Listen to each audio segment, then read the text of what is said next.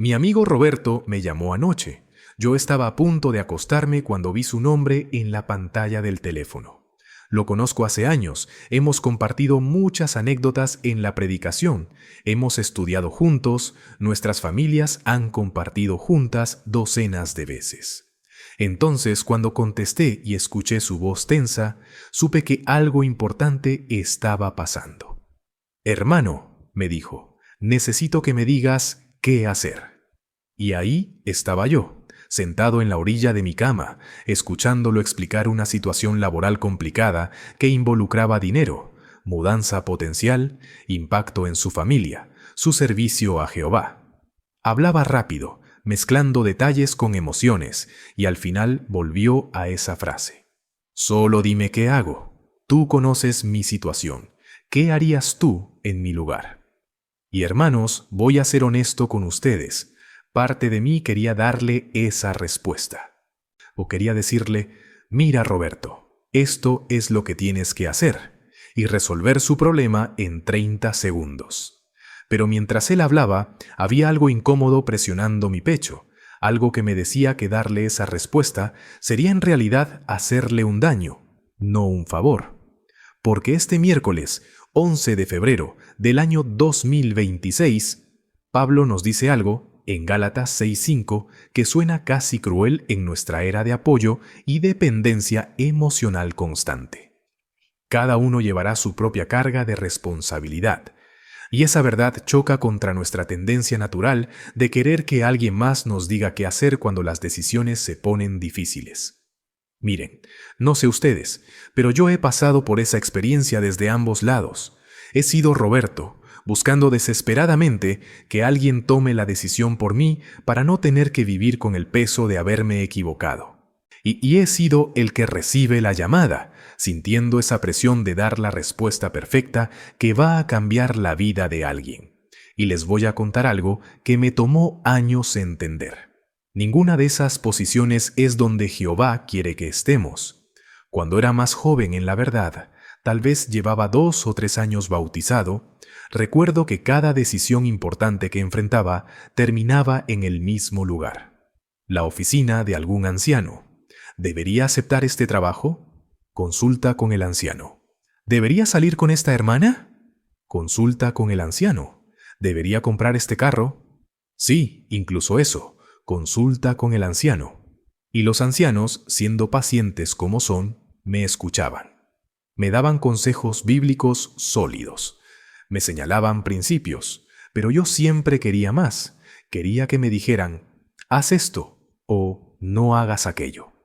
Quería la certeza absoluta que solo viene cuando alguien más está tomando la decisión y por lo tanto también asume la culpa si sale mal. ¿Ven lo que estaba haciendo? No estaba buscando sabiduría, estaba buscando un seguro contra el fracaso. Estaba tratando de tercerizar mi responsabilidad personal. Y hubo un anciano, el hermano Jiménez, que después de escucharme por 10ª vez, preguntándole qué debería hacer sobre no me acuerdo qué, se recostó en su silla, me miró con esa expresión que ahora reconozco era mitad compasión, mitad frustración, y me dijo algo que me molestó profundamente en ese momento, pero que ahora agradezco. Hermano, yo puedo darte principios bíblicos, puedo orar contigo, puedo compartir mi experiencia, pero no puedo vivir tu vida. Y si yo tomo esta decisión por ti, ¿qué aprendes? Nada, no excepto que puedes evitar crecer al hacer que otros carguen tu responsabilidad. Me fui de esa conversación sintiéndome abandonado, si soy honesto. Pensé, bueno, gracias por nada. Pero años después, cuando me tocó estar del otro lado, cuando empecé a tener hermanos más jóvenes viniendo a mí con sus dilemas, entendí exactamente qué estaba haciendo el hermano Jiménez. Me estaba obligando a madurar. Me estaba negando a ser su muleta porque sabía que yo necesitaba aprender a caminar solo. El material de estudio hoy hace una distinción que es absolutamente crítica. Hay diferencia entre pedir ayuda y abdicar responsabilidad. Y esa diferencia define si eres espiritualmente maduro o espiritualmente dependiente. Escuchen lo que dice. Un cristiano inmaduro tal vez espere que los demás decidan por él o le digan qué hacer. Si mientras que un cristiano maduro aprovecha la sabiduría y los consejos de los hermanos con más experiencia, pero sabe que tiene que llevar su propia carga de responsabilidad. Déjenme traducir eso al lenguaje más directo. El cristiano bebé viene con un problema y básicamente dice, resuélvemelo. El cristiano maduro viene con un problema y dice, ayúdame a pensar a través de esto. ¿Cuál es la diferencia práctica? El bebé espiritual no ha hecho el trabajo, no ha orado profundamente, no ha estudiado principios bíblicos relevantes, no ha analizado sus opciones. Solo quiere que tú hagas todo eso por él y le des la respuesta masticada.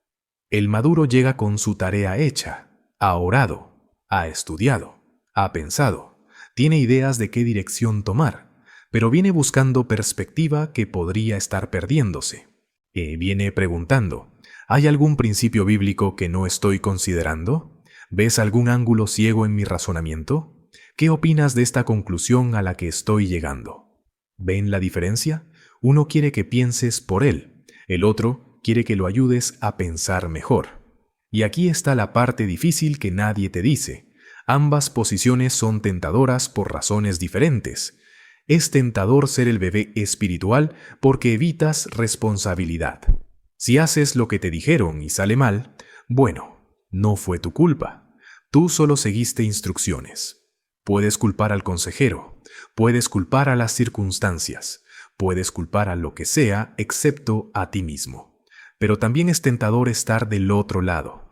Es tentador ser el que siempre tiene las respuestas, el que resuelve los problemas de todos, el sabio del pueblo al que todos consultan. Y porque alimenta tu ego. Te hace sentir importante, necesario, súper espiritual. Y hermanos, les voy a confesar algo. He caído en esa trampa. He tenido conversaciones donde alguien venía buscando ayuda genuina y yo, en lugar de guiarlos a pensar por sí mismos, les di respuestas que no debería haber dado. Y lo hice no porque fuera lo mejor para ellos, sino porque me gustaba sentirme como la persona con las respuestas. ¿Y saben qué pasó cuando esas respuestas resultaron ser equivocadas para su situación específica? Se dañaron relaciones, se perdió confianza. Y peor aún, esas personas no aprendieron a discernir por sí mismas porque yo había reforzado su dependencia en lugar de ayudarlos a crecer. Recuerdo específicamente a una hermana joven, llamémosla Ana, que vino a mí hace años con preguntas sobre un hermano que la estaba cortejando. Ella sentía algunas reservas, pero no podía articularlas claramente. Y en lugar de ayudarla a explorar esas reservas, a orar sobre ellas, a discernir qué estaba sintiendo y por qué, yo le di mi opinión fuerte basada en lo poco que conocía de la situación. Le dije que el hermano me parecía sólido espiritualmente, que sus reservas probablemente eran nervios normales, que debería seguir adelante. Y ella, confiando en mí como hermano mayor con más experiencia, siguió mi consejo. Se casó con él. Y 2 años después, ese matrimonio estaba en crisis seria. Resultó que esas reservas que ella sentía eran su intuición captando señales de advertencia reales sobre el carácter de él que eventualmente se manifestaron en el matrimonio. Problemas de control, manejo de ira y cosas que estaban ahí desde el principio, pero que ella había ignorado parcialmente porque yo le había dicho que eran nervios normales. Cuando ella vino a mí años después, quebrada, admitiendo que el matrimonio estaba en problemas, tuve que enfrentar la realidad incómoda de que yo había jugado un papel en su dolor. No porque tenía malas intenciones, sino porque había tomado sobre mí una responsabilidad que no era mía tomar. Había decidido por ella en lugar de equiparla para decidir por sí misma, y aprendí algo necesario de esa experiencia. Cuando das respuestas a preguntas que solo la persona puede responder por sí misma, te conviertes en obstáculo para su crecimiento. Y si tu respuesta resulta equivocada, cargas con culpa que Jehová nunca te pidió cargar. No, el estudio hace algo hermoso aquí que necesitamos captar. Nos muestra que la madurez espiritual no se ve igual en todos.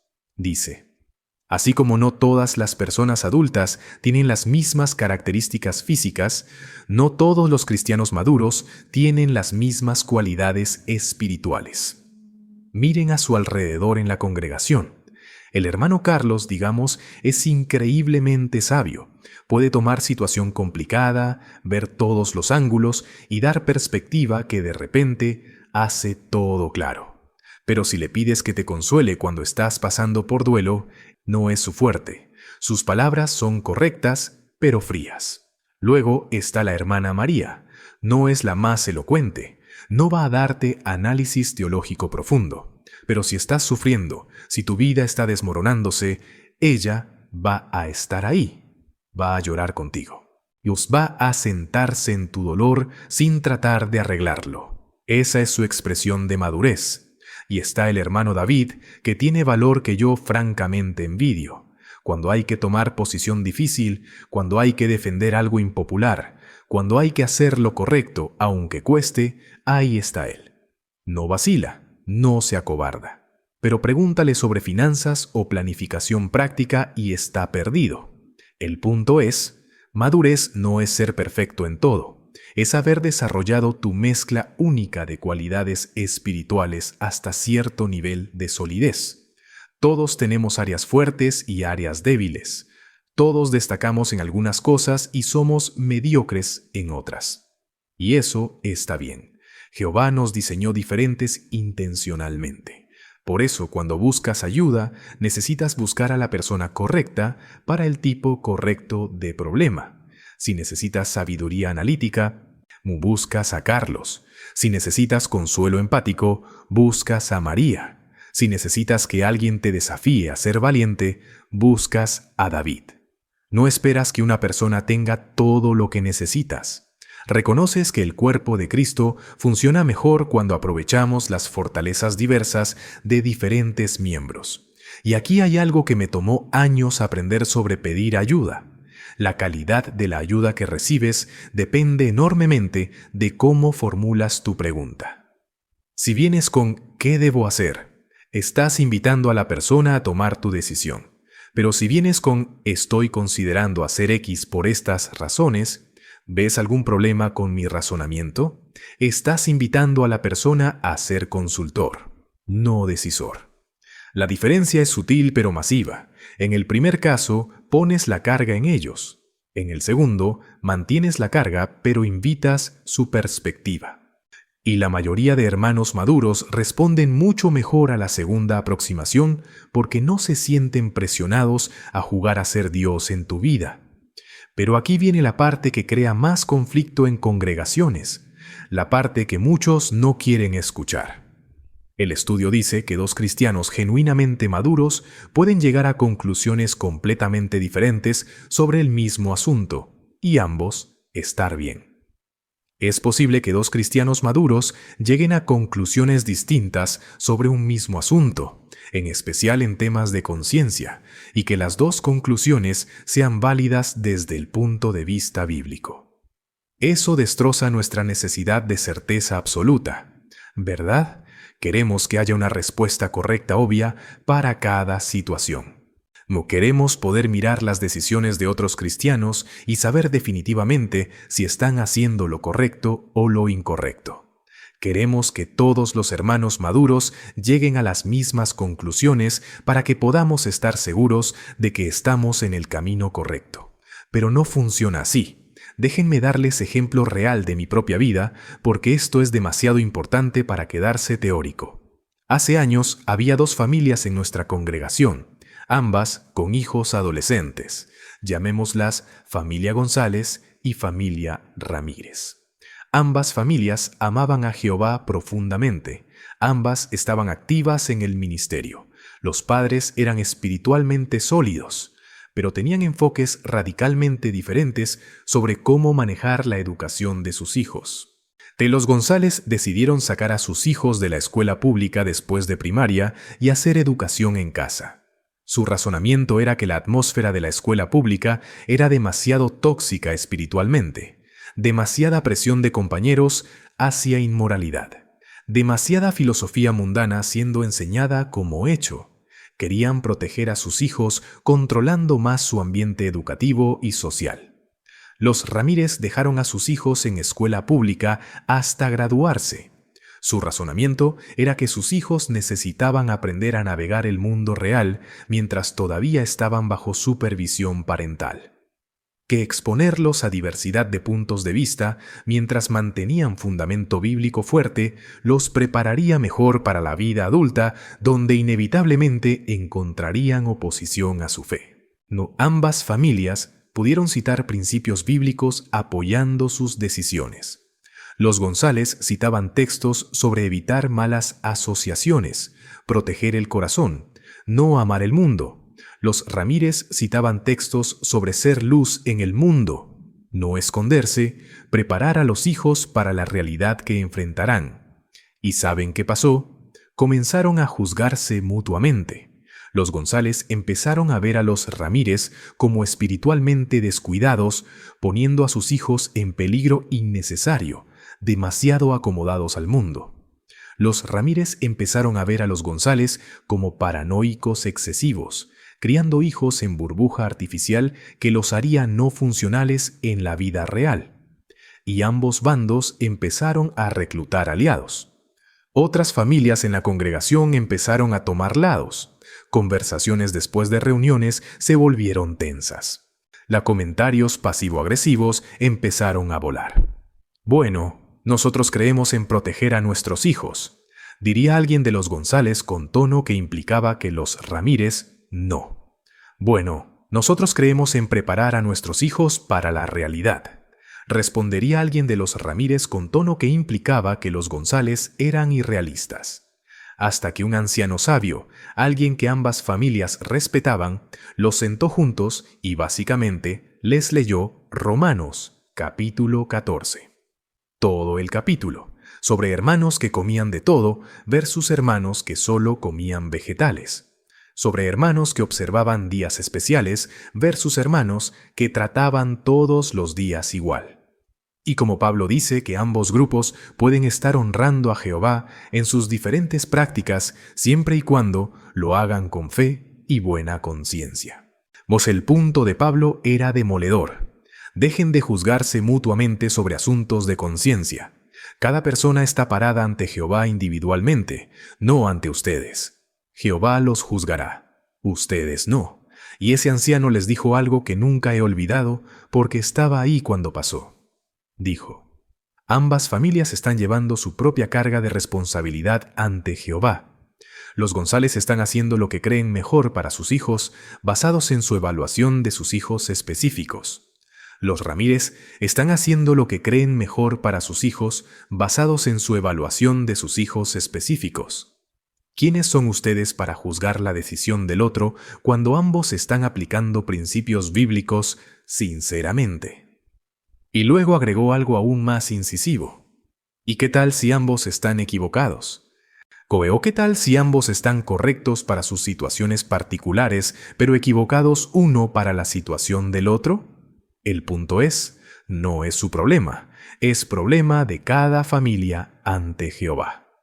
Hermanos, eso es lo que significa llevar tu propia carga de responsabilidad. Significa que tú tomas decisiones ante Jehová basadas en tu mejor entendimiento de principios bíblicos aplicados a tu situación única. Y confías en que otros están haciendo lo mismo en sus situaciones únicas. Y dejas de necesitar que todos hagan las cosas exactamente como tú las harías para validar tus propias decisiones. Porque si soy brutalmente honesto, muchas veces cuando juzgamos las decisiones de otros sobre asuntos de conciencia, no es realmente sobre ellos, es sobre nosotros. No estamos inseguros sobre nuestras propias decisiones y necesitamos que otros hagan lo mismo para sentirnos validados. Si ellos hacen algo diferente y resulta bien, implica que quizás nosotros tomamos el camino equivocado, y eso es aterrador. Pero madurez es soltar esa necesidad de validación externa. Es poder decir, yo tomé esta decisión ante Jehová, hice mi mejor esfuerzo de aplicar principios bíblicos a mi situación. Puede que me equivoque, probablemente me equivoque en algunos aspectos, pero es mi decisión, es mi carga, y la llevo ante Jehová con fe de que Él me guiará y me corregirá si necesito corrección. Y cuando ves a otro hermano haciendo algo diferente que tú harías en asunto de conciencia, madurez es poder decir: Él está haciendo su mejor esfuerzo ante Jehová. Puede que yo no entienda completamente su razonamiento. Puede que yo hubiera decidido diferente, pero Él lleva su carga, yo llevo la mía, y Jehová juzgará a ambos con justicia perfecta que considera todo lo que yo no puedo ver. Ahora, déjenme ser claro sobre algo, porque sé que algunos están pensando: ¿entonces eso significa que todo vale? ¿Que podemos hacer lo que queramos y llamarlo asunto de conciencia? No, absolutamente no. Pablo está hablando específicamente sobre áreas donde la Biblia da principios, pero no mandatos específicos. No está hablando sobre áreas donde la Biblia es cristalina. Si la Biblia dice claramente: no hagas X, no es asunto de conciencia. Es mandato directo. No hay espacio para interpretación creativa. Por ejemplo, la Biblia prohíbe claramente fornicación. No es negociable. No es asunto de conciencia. No puedes decir: bueno, no, mi conciencia está bien con tener sexo antes del matrimonio. Tu conciencia está mal calibrada entonces. Necesita ser corregida por la palabra, no validada en su error. La Biblia prohíbe claramente idolatría. No puedes decir: bueno, para mí venerar imágenes es asunto de conciencia. No lo es. Es violación directa de mandato bíblico explícito. Pero hay áreas grises legítimas. Educación superior. Algunos sienten que pueden hacerlo manteniendo prioridades espirituales. Otros sienten que el riesgo es muy alto. Ambos pueden estar aplicando el mismo principio de buscar primero el reino de maneras diferentes basadas en su evaluación de sus circunstancias y fortalezas. Entretenimiento. Algunos pueden ver cierta película y mantener su conciencia limpia porque pueden filtrar contenido objetable sin ser afectados. Otros no pueden ver esa misma película porque saben que los afectará negativamente. Ambos están aplicando el principio de guardar su corazón, solo que diferente. Decisiones de empleo, de dónde vivir, cómo manejar finanzas, cómo criar hijos en áreas no cubiertas específicamente por mandatos bíblicos. Todas estas son áreas donde cristianos maduros pueden llegar a conclusiones diferentes y ambos estar bien ante Jehová. Y aquí está porque esto es tan liberador cuando finalmente lo captas. Significa que no tienes que llevar la carga de las decisiones de otros. No tienes que perder sueño preguntándote si tu hermano está haciendo lo correcto. No tienes que convencerlo de que tu manera es la única manera correcta. Puedes compartir tu perspectiva si te la piden. Puedes ofrecer tu experiencia. Pero luego puedes soltar y confiar que Jehová está trabajando en su vida como está trabajando en la tuya. El estudio termina con esto. Ninguno criticará lo que decida el otro, sino que los dos se esforzarán por mantener la unidad. Romanos 14:10 y 1 de Corintios 1:10. Esforzarse por mantener unidad. No dice que la unidad simplemente sucede porque todos estamos de acuerdo. Dice que nos esforzamos por ella. Implica trabajo intencional. Implica tragarte comentarios críticos que quieres hacer. Implica asumir lo mejor sobre las motivaciones del otro, incluso cuando no entiendes su decisión. Implica dar gracia masiva cuando podrías dar juicio. Implica recordarte constantemente que esa persona está ante Jehová, no ante ti. Y hermanos, que les voy a decir algo que he observado en décadas de estar en congregaciones. Las congregaciones más saludables no son aquellas donde todos piensan exactamente igual en todo asunto. Son aquellas donde hay suficiente madurez espiritual para que la gente pueda diferir en asuntos de conciencia sin que se convierta en guerra civil.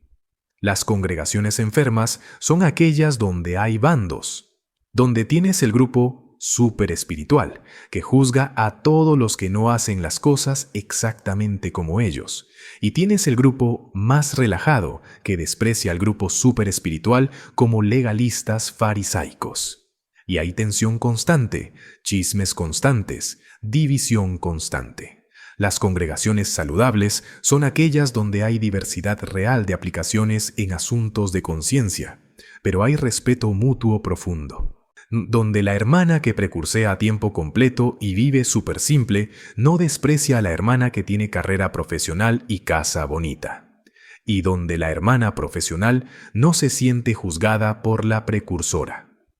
Ambas ven a la otra como expresión válida de servicio a Jehová en circunstancias diferentes. Entonces, volviendo a Roberto, mi amigo que me llamó anoche, ¿saben qué le dije después de escucharlo por 40 minutos? Le dije: «Hermano, ¿ya oraste sobre esto?» Sí, había orado. ¿Ya consideraste los principios bíblicos relevantes? Sí, los había considerado. ¿Ya analizaste las opciones? Sí, las había analizado. Entonces, ¿qué te está diciendo tu conciencia que hagas? Y hubo silencio largo del otro lado. Luego admitió: creo que sé qué hacer. Solo tengo miedo de estar equivocado. Y ahí está, hermanos. Y ahí está el núcleo de por qué queremos que otros decidan por nosotros. No es realmente porque no sabemos qué hacer. Es porque tenemos miedo de la responsabilidad de estar equivocados. Le dije a Roberto: puede que estés equivocado. Todos nos equivocamos. Pero basado en lo que me has dicho, estás pensando esto seriamente ante Jehová. Estás aplicando principios. Estás considerando tu familia. Si procedes con fe y buena conciencia, Jehová te guiará. Y si te equivocas, Él te corregirá. Pero tienes que dar el paso. Tienes que llevar tu carga. Le compartí algo más que creo que lo ayudó. Le dije: mira, Roberto, dentro de 5 años vas a mirar atrás a esta decisión, y puede que veas que tomaste el camino correcto y estés agradecido. O puede que veas que tomaste el camino equivocado y aprendiste lecciones valiosas que no habrías aprendido de otra manera. Pero lo que no quieres es mirar atrás y ver que dejaste que alguien más tomara esta decisión por ti y perdiste la oportunidad de crecer que viene de llevar tu propia carga. Porque eso es lo que finalmente entendí después de años. Jehová no solo está interesado en que tomemos la decisión correcta en cada situación. Está interesado en que crezcamos en nuestra capacidad de discernir, decidir y confiar en Él a través del proceso. A veces permite que tomemos decisiones que no son óptimas, porque el crecimiento que viene de vivir con esas consecuencias y aprender de ellas es más valioso que haber tomado la decisión perfecta porque alguien nos la dio masticada. Es como padre enseñando a hijo a andar en bicicleta. Eventualmente tienes que soltar. Y cuando sueltas, el niño puede caerse. Probablemente se caerá. Pero no aprende a balancearse mientras tú lo sostienes. Aprende cuando tiene que hacerlo solo, cuando tiene que sentir el desequilibrio y corregirlo, cuando tiene que caer y levantarse. Jehová es Padre infinitamente sabio. Él sabe cuándo sostenernos y cuándo soltarnos. Y cuando nos dice, lleva tu propia carga, no es porque no le importamos, es porque nos ama lo suficiente para dejarnos crecer. Colgamos el teléfono y no sé qué decidirá Roberto. No sé si su decisión será la que yo hubiera tomado en su lugar. Pero sé esto: él tiene que vivir con las consecuencias de su decisión, no yo. Y forzarlo a crecer tomando responsabilidad por su propia vida es el acto más amoroso que puedo hacer, aunque en el momento probablemente hubiera preferido que solo le dijera qué hacer. Porque ese es el punto final. Llevar tu propia carga de responsabilidad no es castigo, es privilegio. Es Jehová tratándote como adulto espiritual, confiando que has crecido lo suficiente para tomar decisiones sabias bajo su guía.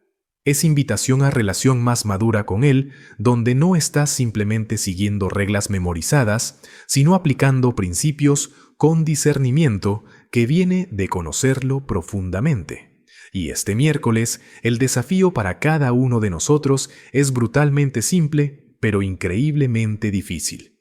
Deja de esperar que otros vivan tu vida por ti, y deja de tratar de vivir las vidas de otros por ellos. Lleva tu carga con fe, confiando que Jehová te guía.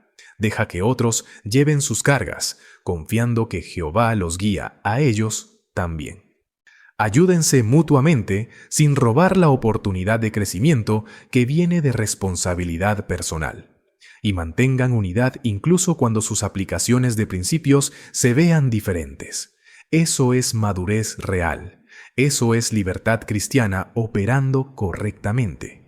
Y eso es lo único que hace posible congregaciones saludables donde personas diversas con circunstancias diversas pueden servir a Jehová lado a lado sin tener que ser clones unos de otros.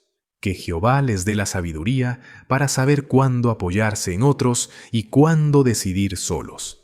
La humildad para respetar las decisiones de otros y la fe para confiar que Él es suficientemente grande para guiar a cada uno de ustedes exactamente donde necesitan estar.